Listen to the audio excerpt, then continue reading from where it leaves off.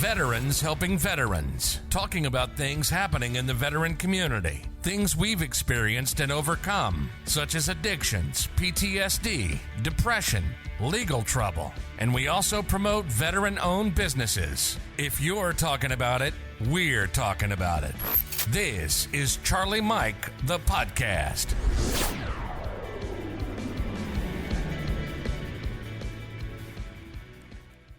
Yo, what's going on, everybody? Welcome back to another episode of Charlie Mike, the podcast. As always, I'm your host, Raul, and your co-host, William. What's going on, y'all? Welcome back. It is a great day here in Pearland, Texas, coming to you live from the Pearland Podcast Studio, our very own studio, and things are popping here, man. It's fun. It is fun. Hey, before we get any further, I want to say happy birthday. Hey, brother, I appreciate that. Yeah. So at the time of this recording, my birthday is on April 19th. And I had a good day yesterday, man. It was phenomenal. I donated my hair.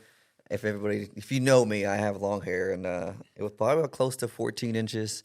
Went yesterday. Felt good to say, what can I do to serve others? You know, do good for others on the day of your birth. And it felt great. It was cool. That's what's up, man. That's commendable. You know, a lot of people on birthdays and things like that think about me. Yeah. And it's pretty dope that you flipped the script on that. You know, I listen to a lot of podcasts, and I heard someone say that recently, and that's exactly what I wanted to do, is figure out how can I be of service for others. And that's what I love about this podcast and what we're doing here is just, you know, and it's such a great segue. I didn't plan this, I promise, but it was such a great segue because here today we have Mr. Jay Shaw, and your real estate model is at your service. And there's so much that goes into that, especially I think as us as veterans. Like, how can we continue that mission? How can we serve others?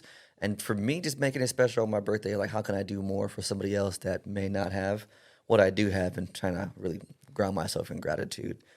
So let's get into this introduction. So today we have Pearland's own, you know, he's here in Pearland, Mr. Jay Shaw, who's a Marine Corps veteran, and building this real estate empire, which is really cool because I've been able to see your name come across whether it be my LinkedIn or even where I used to work at Impact a Hero. I've seen your name come up, and I was like, man, I'm really looking forward to finally meeting him one day. And we walked into his office and said, what's up? How's it going? And so we finally were able to come in because I know you have so many things that going on in the community, and we wanted to be sure to welcome you on to hear your story about how we continue mission. So welcome. Right on. Thanks, man. I get around. People, like a bad penny, I just keep turning up here and there. Can't get rid of me. I see you everywhere. I saw your picture this morning when I went to Kroger's and I was pushing a shopping cart around. Yeah, he's got his picture right there on the shopping cart. Oh wow! Yeah. There was a time I told myself I would never do that. Advertising, I would see these realtors advertising on shopping carts. I'm like, I'm never gonna do that. That's so lame. And then when we go shopping with my kids now, I'm like, hey, I know him. I was pushing when I first paid for that ad, and I was in Kroger shopping, and I had the cart, and I was like pushing it around, like, are people gonna recognize me? Nobody did. No, not one person. Oh man! So you were in real estate before you joined the military, right? Well, sort of at the same time. Oh wow! When I was active duty, I got involved with a group of investors, and one was a realtor, one was a mortgage broker in San Diego. So I was on Camp Pendleton, right? And so because I had bought a house in 2001 and it appreciated during that bubble building phase prior to the big, real estate market crash that we all know about, that house was appreciating in value so fast that it was earning appreciated value faster than me and my wife at the time's combined salaries. Of course, I was sergeant in the Marine Corps. My salary wasn't enormous, but she worked in the mortgage industry. And I did the math one day, and the first year we owned it, I think it was going up like several $1,000s a month in value, and it doubled in such a short amount of time. It was shocking, and we got invited to invest some of that equity into apartments. Oh, wow. And I didn't know the first thing about it. It was a big learning experience. I was basically sitting in these LLC meetings, just sponging up information and getting taught things that I'd never heard before. And then we successfully bought and flipped an apartment building there in San Diego as our first deal as a group. And everybody put in $100,000, bought it for $1 million, sold it for $1.3 million. And so 10 people splitting $300,000 profit, that's $30,000 each. After interest and bank fees, we netted about $27,000. So even though I was like a dumb grunt, it didn't, I was smart enough to go like, hey, that's pretty good return on investment. It took less than a year to make 27 on our 100,000. Wow. Then I deployed and a whole bunch of stuff happened. And sort of fast forward, I ended up getting into the real estate business full force. Well, interesting. So backtrack a little bit. Tell us a little bit about your upbringing. Where are you from? How, what? Yeah, Fort Worth, Texas is where I grew up. I was actually born in Pasadena, right down the road. Oh, yeah. But I didn't live here or claim it because before I was even a year old, we moved to Fort Worth. And when we were up there, I had a great group of people around me. It was like a tribe. There was a church congregation that we were part of, roughly 200 people or so, and everybody trying to do good in life. And one of the things that church would do is buy homes near to kind of revitalize the neighborhood right around the church. They would help congregation members buy and then renovate. And so I grew up renovating houses, like running around being the gopher, go for this, go for that, bringing hammers. And then I got bigger and stronger. I was able to do demo, like blast walls apart. And, and when we weren't doing that, we were doing groundskeeping. And so I grew up working on houses, using tools, and that served me well, both in the Marine Corps and as a real estate investor.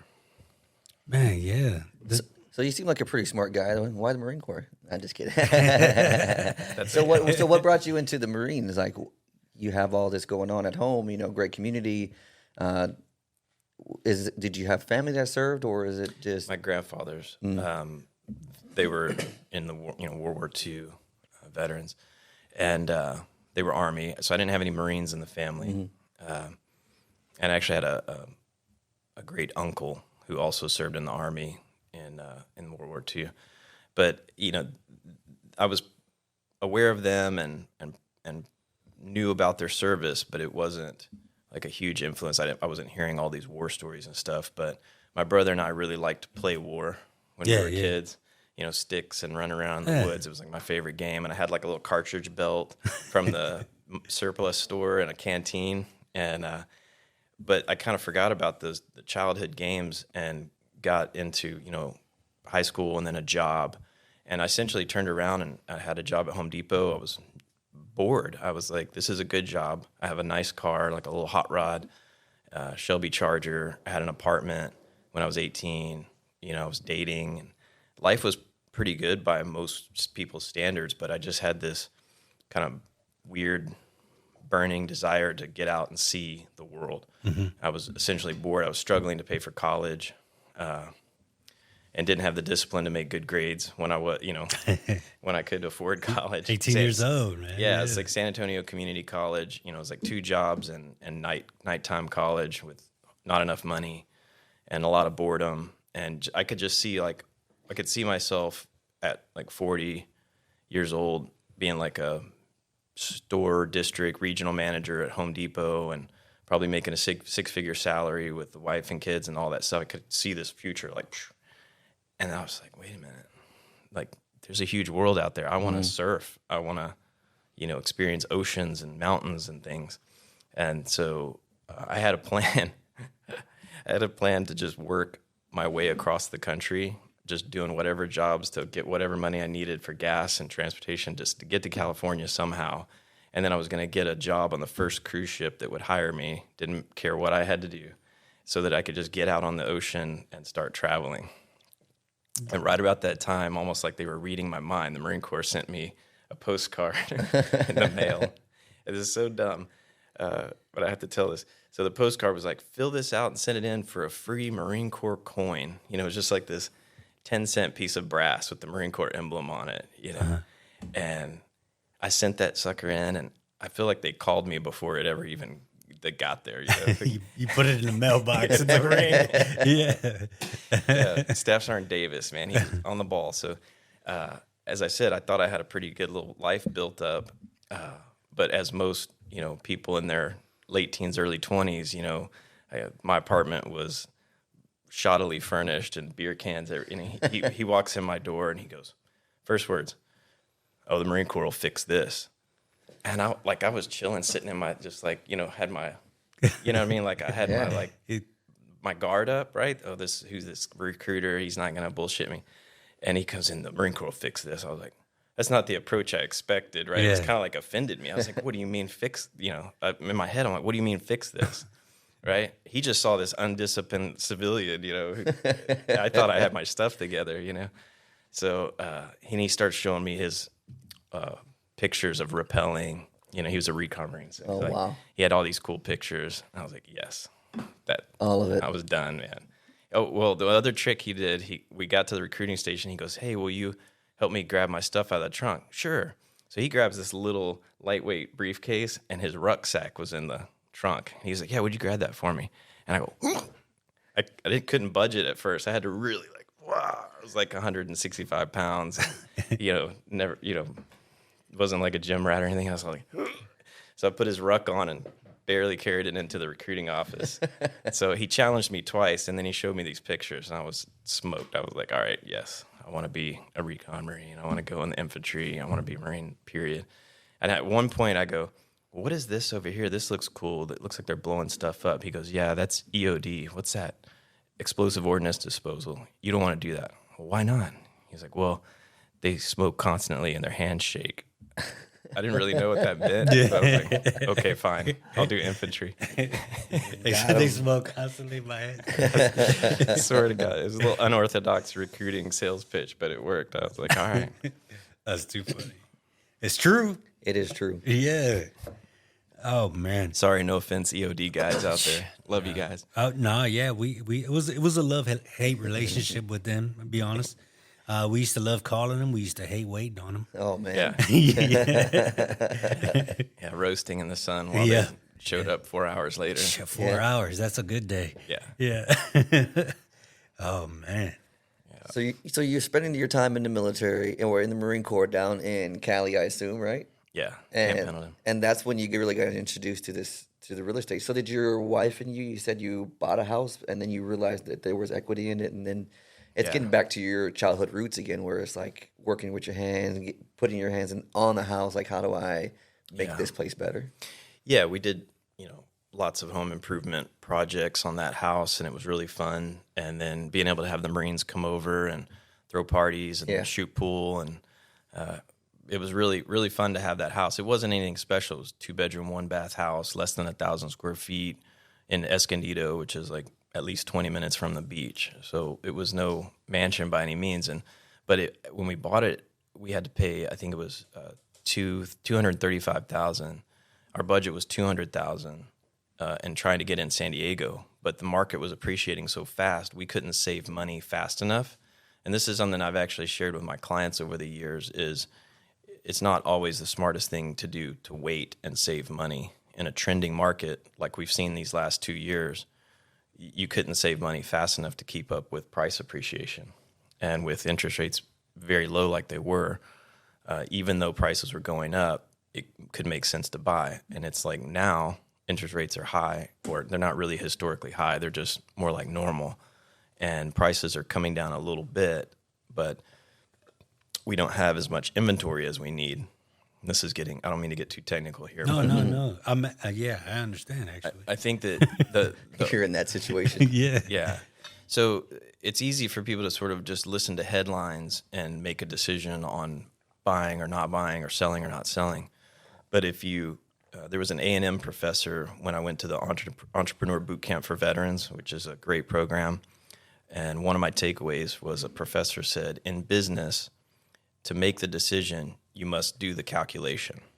And I've remembered that and used that so many times, that you can't just go off of your intuition or your gut feeling sometimes, because numbers tell the story. And for example, one of our preferred lenders was just helping a client the other day decide between different loan programs, because almost everybody can get approved for more than one type of loan. And it's fairly complicated math to figure out over time which program is going to save you the most money. So they were fixated on, oh, we're going to get this big credit up front and this low rate. But then over time, if you looked at this other loan, it actually worked out better. But normal people, we can't do that kind of math, right? It takes somebody who's got a professional calculator. I mean, you could go on the line and you could fiddle around with bankrate.com kind of stuff and get close.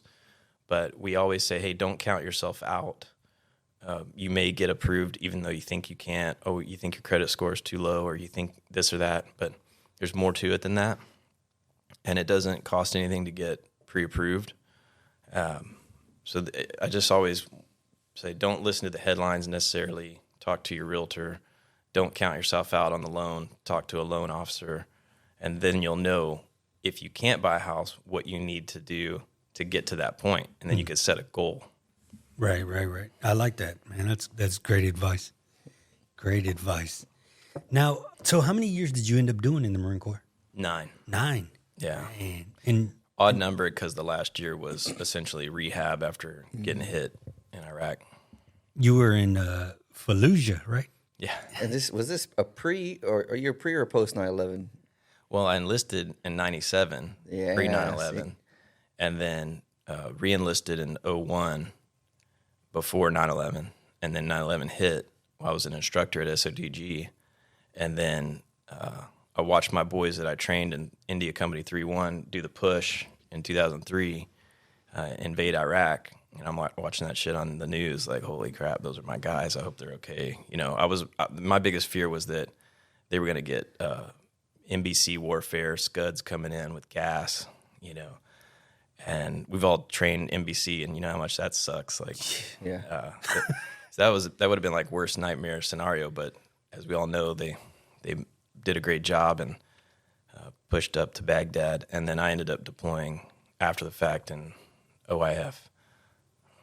I don't know, 1.5 or something. I don't know. I get confused all the OIFs. Yeah, I'm the same way. All the man. versions. People are like, when are you there? I was like, this time frame. Yeah. I think it's we hit on this question because we love to ask our guests, where were you when 9/11 happened? Because we like to continue, because that's the big driving force, and it's we say it all the time, like if you're out there listening and you were born this century, you don't remember 9/11 Yeah. like we do, and so we feel it's important for us to continue to talk about it as much as we can, because that was such a driving force for this part or this big part of our history. So do you remember? And of course, but where were you when 9/11 happened? Yeah, no, I remember clearly. And so I don't forget, I do want to say that being a squad leader of Marines who joined post 9/11, I still get chills. That was not lost on me, that the boys that were like, hey, I want to go. I didn't join when there was a war on. Right. 97, the hell, like Westpac's. The biggest threat was if you didn't get to go to Australia. Like, damn, But they're like, yeah, no, I want to go fight. These fuckers blew up our building. Put me in, coach. And I was like, wow, I got to do a really good job for these dudes as a leader. That was like, whew. So big honor to be able to lead that caliber of Marine in that time. But to answer your question, I was in the mountains, Bridgeport, California. Y'all ever been to Bridgeport? Mm-mm. Okay, so they call it most miserable man training because the Marine Corps picked, good old Marine Corps, they picked the location with like the most rugged mountains and the most snowfall that was close to a base, right? So that was Bridgeport. And we would go take our students up there to do rock climbing training. And we had this lower base camp area where the barracks and the chow hall was, but we were up early to go set up the rope systems on the cliff to get ready for the students. So when they would arrive from chow, it would be ready to go, and they would get right into the day of climbing. And we were supposed to just do a long day of just climbing practice that day. And so we'd had these students now for a few weeks. So we had built relationships with them. They, their sergeants down to PFCs as our students. And the vans roll up, and they jump out, and one of the guys is like, hey, we got to put the radio on the vans. We saw something on the news in the chow hall. We're like, what? It was really weird. They didn't quite understand it, and we didn't quite understand it, but something was happening. And so they turned on the radios, and they had, in the chow hall, they had seen, I think, the first plane. And then we all heard it together on the radio that there was another one. And it kind of all settled in to all of our minds simultaneously that, like, not only was it, like, it was pretty clear that it was on purpose. Mm-hmm. That's the first realization. Like, whoa, this isn't an accident. It can't be. Even though you're in denial, it can't, if you're, not in total delusion, you're like, this is not an accident. Mm-hmm. And then for me, my next thing was like, we're going to be at war pretty soon. Like, we are basically at war. It's just not announced yet. It's just a matter of time, And our corpsman, Doc Sabio, he had a high emotional intelligence, more than most, Marines, right? So he's like, hey, we need to get the students in the bleachers. And so we got them all kind of in the bleachers, and he just kind of addressed everybody just off the cuff. This guy was so smart. And he ended up going to Secret Service, actually, a really solid dude. But he just addressed the Marines like, hey, guys, like, we just heard this crazy news. How's everybody feeling, And we just had a guided discussion right there. That was pretty heavy, Wow. And then the next thing that happens, which was a little silly, the Marine Corps sends a driver up to our location with one M16 and one magazine full of live ammo. Like, I didn't even know they had live ammo on that base. It's a mountain warfare training center, but there's no live fire that happens. So they like broke out the dusty ammo out of the armory, and like brought us this M16. Like, are we gonna get attacked out here? I doubt it. Nobody even knows we're here, So. Oh, that's too funny. So everything changed. Well, that part was funny. Everything changed that day, huh? Yeah. By the time we got back to Pendleton, there was concertina wire and sandbags all over the place. Get chills. Yeah, man, I get chills every time I hear people's story because, it's still surreal.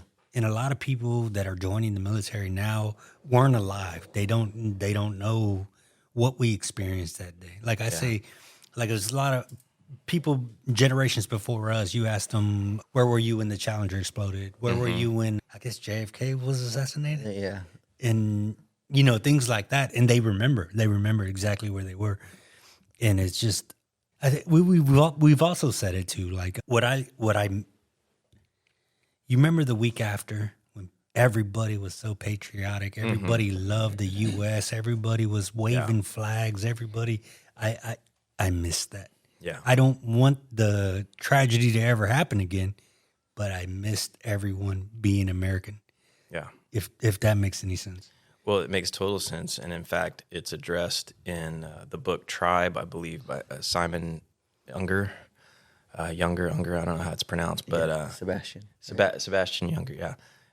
He talks about how the British, during the Luftwaffe, the bombings, and all the chaos and destruction, that after the war, that Britons would be kind of heard saying, like, I miss those days because of the unity and the camaraderie. And I think that speaks to sort of big picture. It speaks to the human condition. We perform better as a unit or a tribe when there's like an outside enemy or an other that's like the bad guy. Yeah, we're not focused on each other. Mm-hmm. Yeah. We're focused on the... Yeah, and when there's not a strong other outside of our tribe, then we kind of make one. And that's where we start, division and arguments over silly stuff.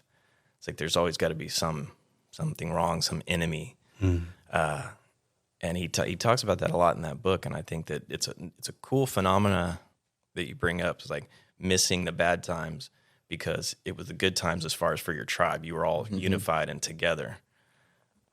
So we don't, like you said, we don't want the tragedy, or we don't want the fight or the destruction, the chaos, but we want to feel that oneness and unity and patriotism. I'd love it for somebody to figure out how to feel that without, war. Yeah, it definitely. I still think about that, and I remember seeing like sporting events and things like that, and it's just, even till this day when I go to sporting events and I see everybody standing for the national anthem and things like that, man, it brings a tear to my eye, man. Mm-hmm. It really does, because I just feel like, we remember. Yeah, we remember, and you, I, William, we did our time in the sandbox, and we. And people ask me about my military service, man. I say it was some of the best and worst times of my life. Mm. Do you regret any of it? No. So I know your service ended abruptly, to say the least. That's the way to put it, bro. Ended with a bang. It ended with a bang. There you go. And you know what's so interesting about we talk about this a lot in the veteran community. We just go dark sometimes, right? Like with our humor, and so it's nice that I'm sure you're pretty far removed from that time too, but I'm sure in that time it was dark for you. But what's an overall lesson I'm sure that you can take from this? Like how do you overcome something that you're so fond of, right? And I'm sure you can appreciate what happened now, but when you're in that moment and it's looking dark, like how do you fight back against that? Wow.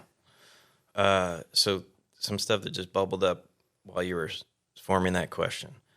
In the moment when I got hit,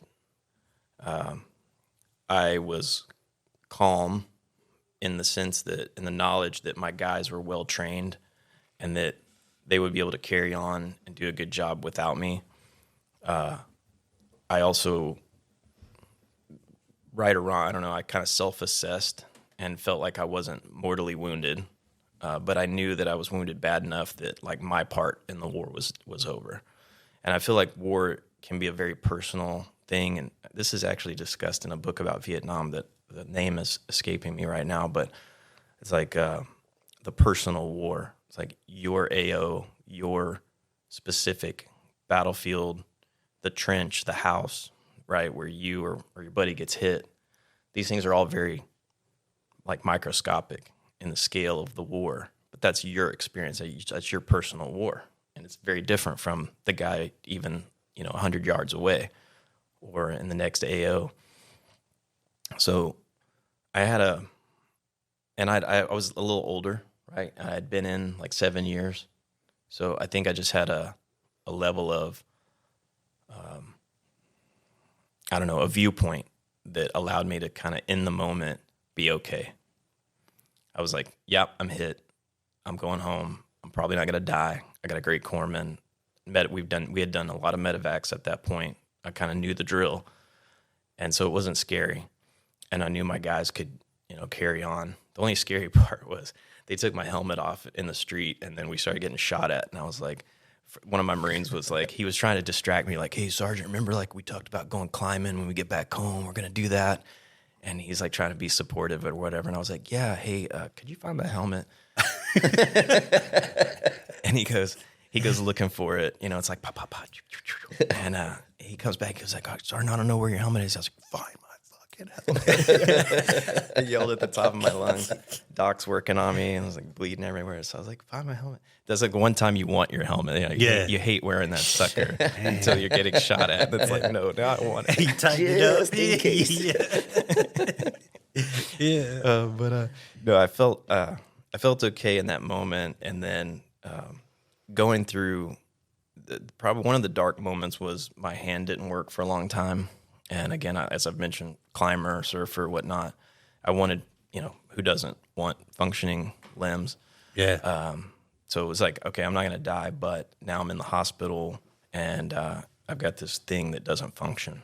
And I told the orthopedic surgeon, I was like, hey, is this going to work again? Like, shoot me straight, doc, because if it's not going to work again, just tell me now. We can just take it off. I'd just rather have like a hook or something that's useful. And he looked at me like I was crazy. I was dead serious. He said a hook. That's useful. Yeah, the guys out there with hooks are probably like, you dumbass. You don't know what you're talking about. Yeah, Like, I would have put a can opener. That was my... I was like, I get this looks better than a prosthetic, but if it's not, my point was, if it's not going to work, I don't want it, And he was like, you'll be fine. But then the next day, or maybe later that day, the therapist came in and started working with my fingers and, doing all this manipulation. And so one of the highlights, of the dark moment of like, man, I might not be able to have the use of my right hand was I was in my house in California. I was on convalescent leave, and I was doing all kinds of physical therapies that I could at home. I was so those workout balls, those inflatable balls, right? Yeah. And those like pink weights, the girly weight, I call them the little ones. Yeah.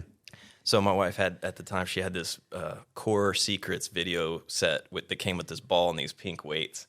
And so I was like bouncing on this ball, watching this video at home on convalescent leave, working out with these pink ones. Like if my Marines could see me now, they would fall out laughing because I'm like, So, but it worked. Got my core strength back and started being able to do some actual weightlifting and different things. And but before I got to that point, I was just trying to figure out how to get healthy. And I was sitting in the bathroom on the toilet, and I had been working for weeks to get my fingers working again. And I finally was able to touch my pinky and my thumb together. And I was like, honey.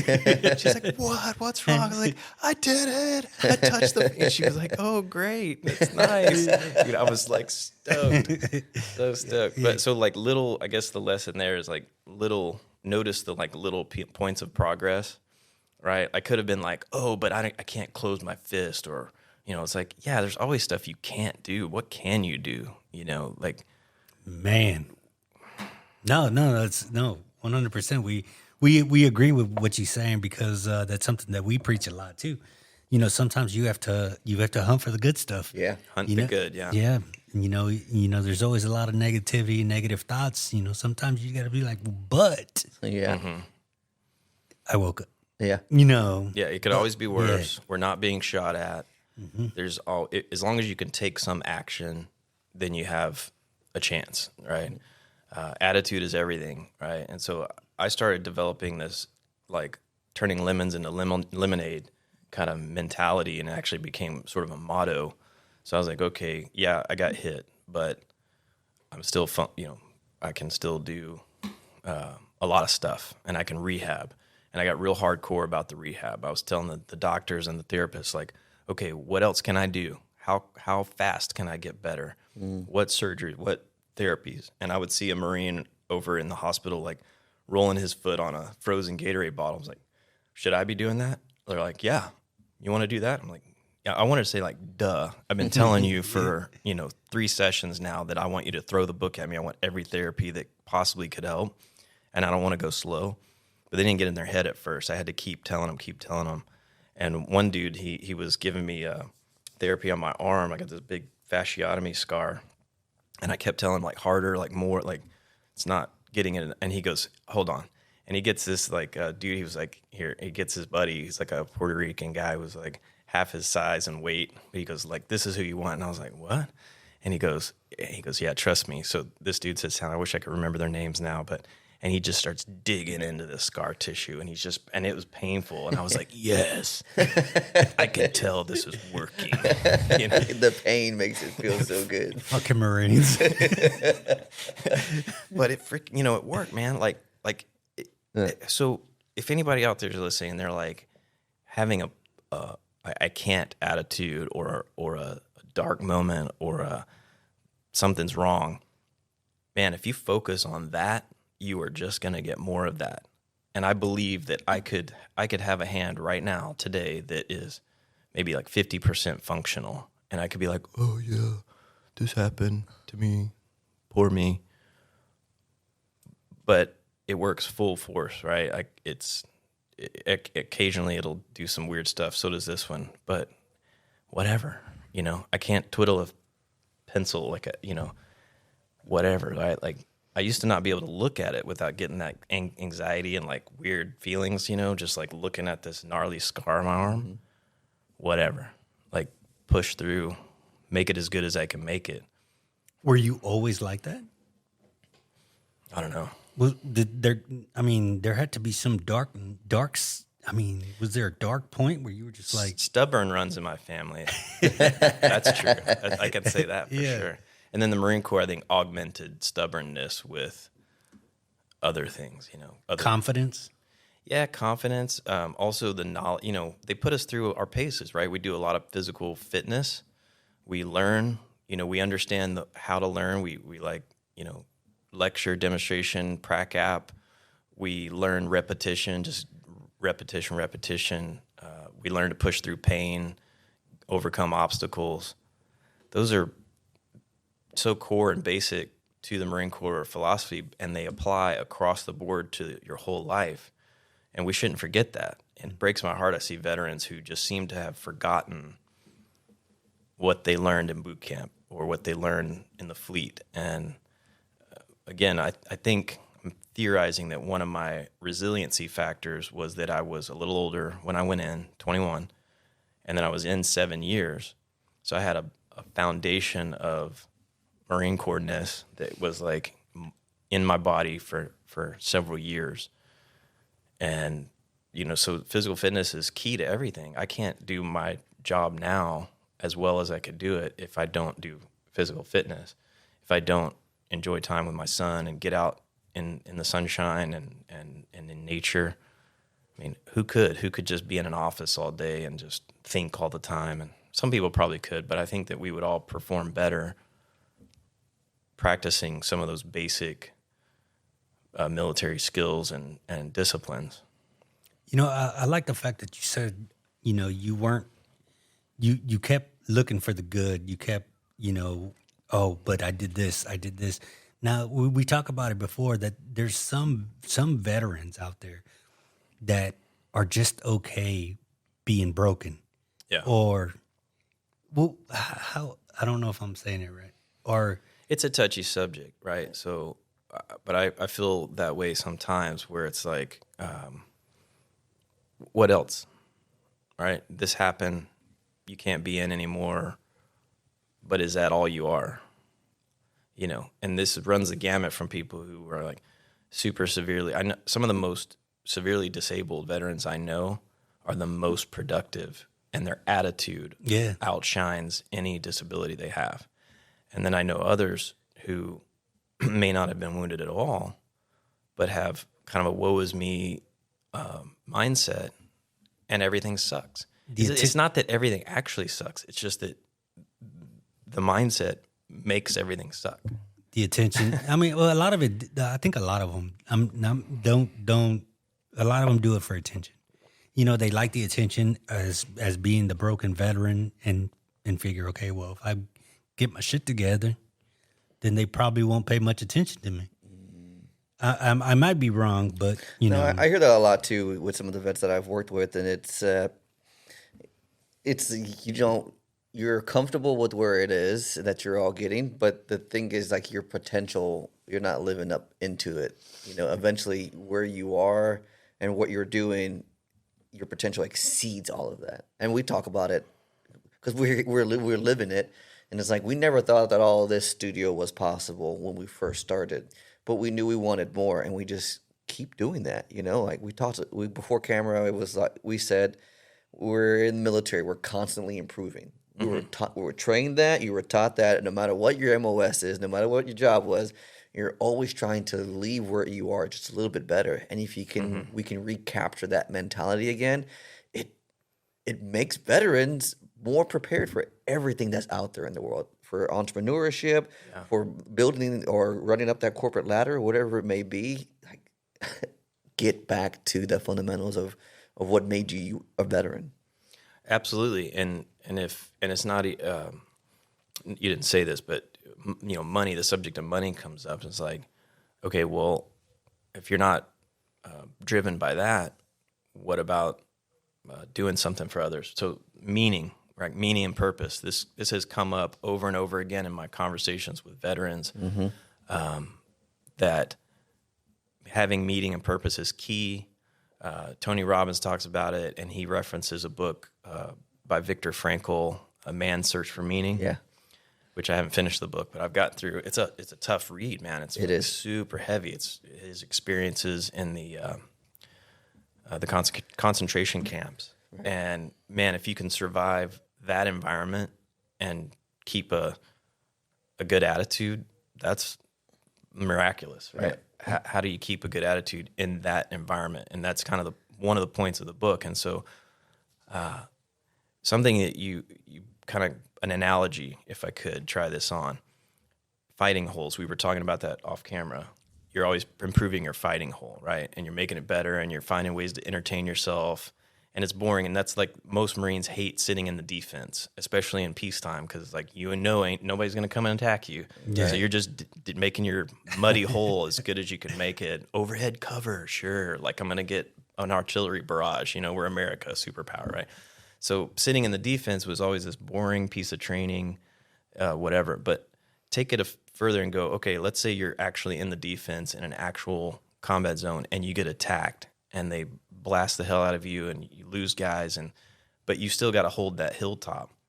Do you just go, okay, well, we just got attacked and blown up and took damage and whatnot. Okay, let's just sit in our holes and think about what just happened forever until the next. You're going to be a lot less prepared the next time. You're probably going to get overrun and taken out. But no, if you are in that situation, you redistribute, you help the wounded, you fix your cover, you re-sandbag, right? You do anything and everything you can to improve your position, even if you can't. And if you can get off the hill, well, shoot, So in life, we have all kinds of options. A lot more options than you normally do in a combat zone. So why do veterans sometimes just sort of go, yeah, shit sucks. This is, I'm on this like tattered, bombarded hilltop and I don't know what to do. Look around. You're in a target. If you want something to do, it's everywhere. Just look at the first thing you can see in your surroundings. Jordan Peterson talks about, just cleaning your room. And there's that Navy commander, I think, that gave the speech on make your bed. McRaven. Yeah. That's a good speech. Yeah. It's an awesome speech, and it's so overlooked to do the little things, but that's where, it starts, the little things that you can do to put yourself on the path of doing something meaningful. And then happiness, I think is not the goal. Happiness is fleeting, but fulfillment through connection, meaning, doing something important. Another Tony Robbins thing, he talks about the 6 human needs. I would recommend everybody kind of look into that because it's pretty spot on. If you're like, why am I not happy? Well, first off, why are you not fulfilled?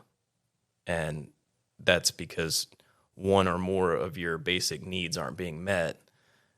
And that probably has a lot to do with your attitude. Yeah, I can see that. Yeah. I have to adjust my attitude on the daily. I don't wake up like, wow, yes, everything is awesome. Hey, people think we do because we put out that type of impression on people, and they're like, man, how are you so positive all the time? I'm like, eh. Yeah. I said it to you the other day. It was a Monday, and I was like, man, I'm just kind of in a funk right now. I don't really know what's going on, but I'm here and I'm going to show up. And it's how do you get out of that? One point I wanted to make with Man's Search for Meaning is he says, you can get through any how with a strong enough why. It's like wherever you're at, how you get through it is fine as long as you have a strong enough why. And in the book, he references like wanting to write this book and get back into his practice, and he's going through the concentration camps and horrible, again, hard book to get through, but the meaning from that it's very powerful. Yeah, the people who wanted to escape discomfort could do that very easily, if you know what I mean. Yeah. Right, in that environment, you could just give up and starve or die or, stop working and then be executed. So the way out was there all the time. How strong do you have to be to not take that way out? With no end in sight, all the evidence points to you're not going to make it out alive. Man, that's insane to even think. Yeah, know, got me me too. again, man. Yeah, that's insane to even think. I wouldn't. You got to be a strong individual. why. Yeah. What was it? I don't remember. Like I said, I haven't finished the book, but and he gets into psychology in the book too, not just the story of his experience, but he had obviously a very strong why, and I think it had to do with just survival. He had a strong survival instinct, but like family and just kind of like. Right. He always pictured himself writing this book and getting back to teaching again. And so he I don't know if you've read that part yet, but he talks about he was always writing down, or he had a manuscript and stuff that he wanted to teach, and of course he lost it because he was going to the grant, and so he was, how do I continue to write this again? You know, and so he would, anything he could, he would write it on, and that he, again, just knew through those lessons he'd be able to teach others. And man, I now that you mentioned it, I'm going to read it again, but I've had that. I think about it. What is my why, and how do we had a guest on talk about, not so much your whys or your passions, but I think it's very purpose driven. I mean, Simon Sinek, right? Top 5 TED Talks of all time, and it's start with why.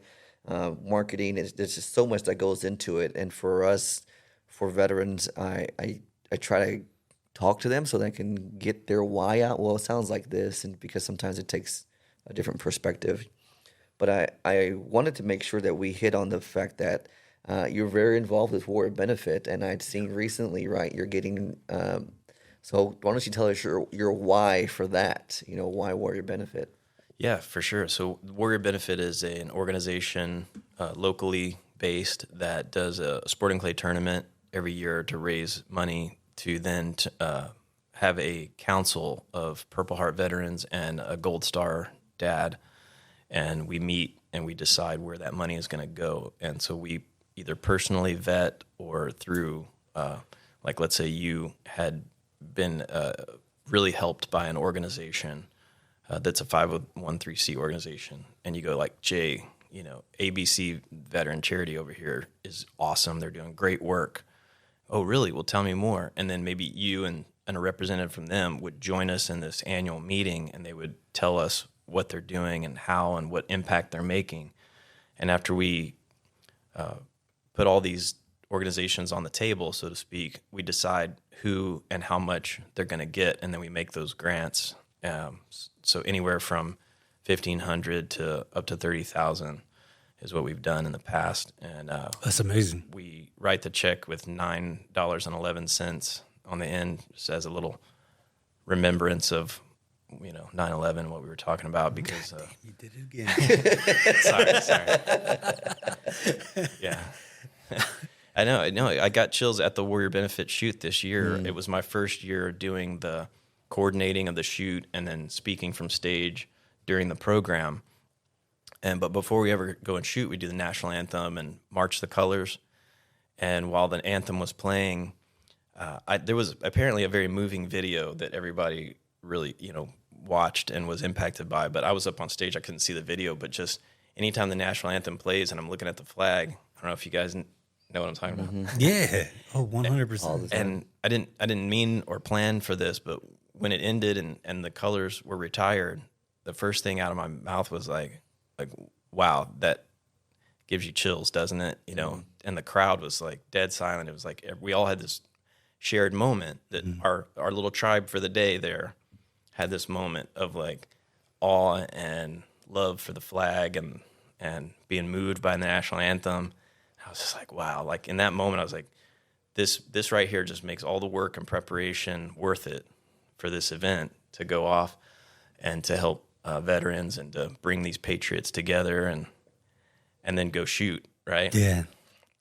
My prayer that day, I was like, I don't pray every day and I don't go to church that often, but I grew up going to church. I know how to do it, but I was like, you know what? I'm going to do a little different this time. I'm going to be thankful for our right to keep and bear arms, the abundance of ammunition and opportunity to practice our marksmanship, right? Steady hands, quick fingers, whatever. Because it's like, wow, like we get to go out, and not every country, they don't get to go out and even own guns, first of all, but then to be able to go out in a beautiful environment and ride around the golf course and get out and shoot clays. And have camaraderie with your buddies and America, baby.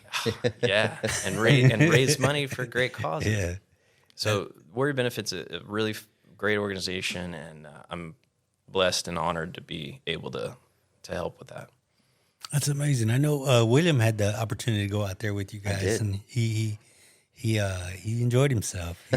I'm so sorry, by the way.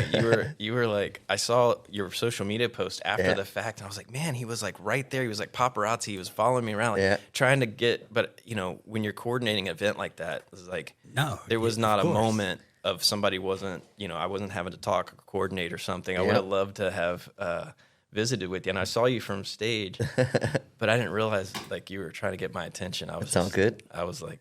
Pulled in a million directions. You're right. Like I said, I spent some time with nonprofits. I understand exactly what it's like. You're just like, oh my gosh, there's so much going on right now.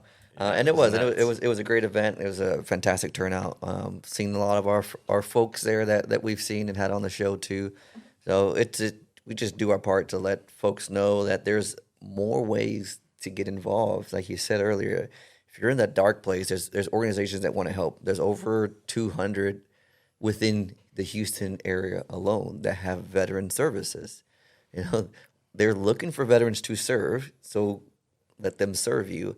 But through that as well, when I found that organization, it gave me a new why. It gave me new light. It allowed me to be more of who I am and share my strengths with them.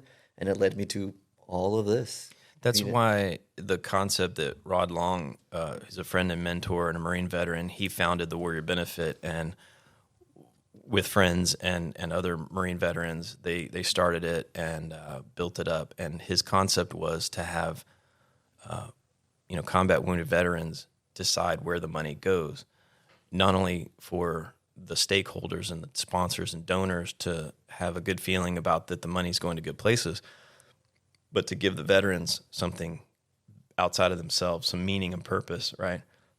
Excuse me. And that's been it's been effective, and it's been a blessing for all of us on the council to be able to be involved in that decision-making process.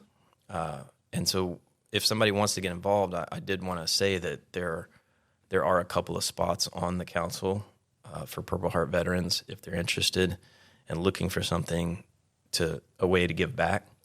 There's also some volunteer positions available for anybody, a Patriot veteran who might want to get involved and come to the shoot. And most of the jobs at the shoot, you can also participate, not just volunteer. There's a few that can't shoot, but and then we're growing, so we had 45 teams.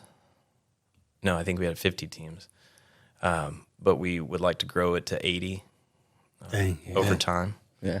And it's a fun time. So how would they do that? How do they get in touch with you guys?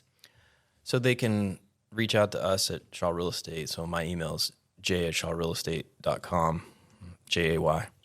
But the Warrior Benefit has a page, which is warriorbenefit.org, and that has all the information on the shoot, pictures. In fact, we should be, if they're not already posted, anytime now the pictures from this last shoot will be posted. And so that's the website is warriorbenefit.org.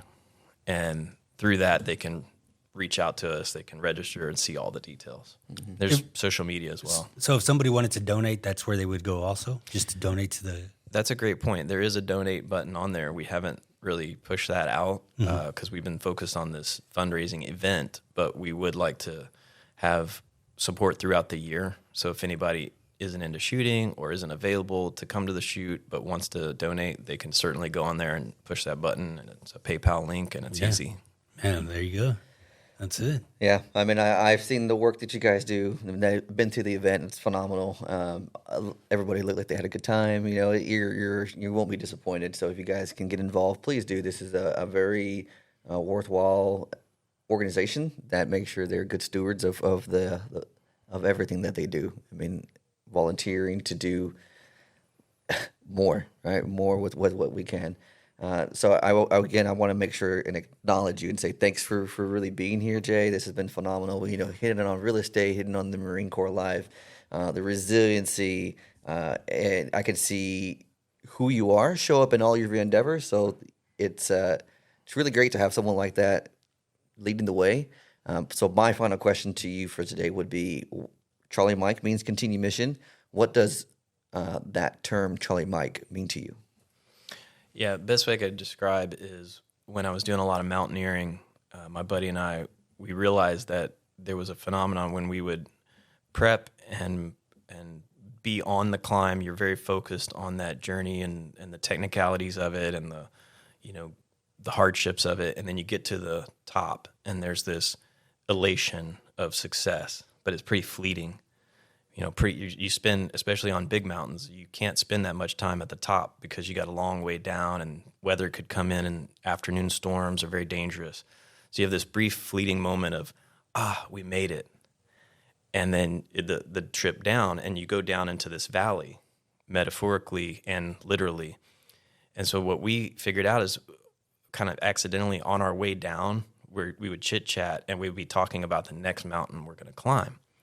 So I remembered that afterwards, and this metaphor works as like when I hit a success or when I hit a high, I pretty quickly should pick the next mountain, the next peak, because if I wait too long and I get down in that valley, it's so easy to stay down there, right?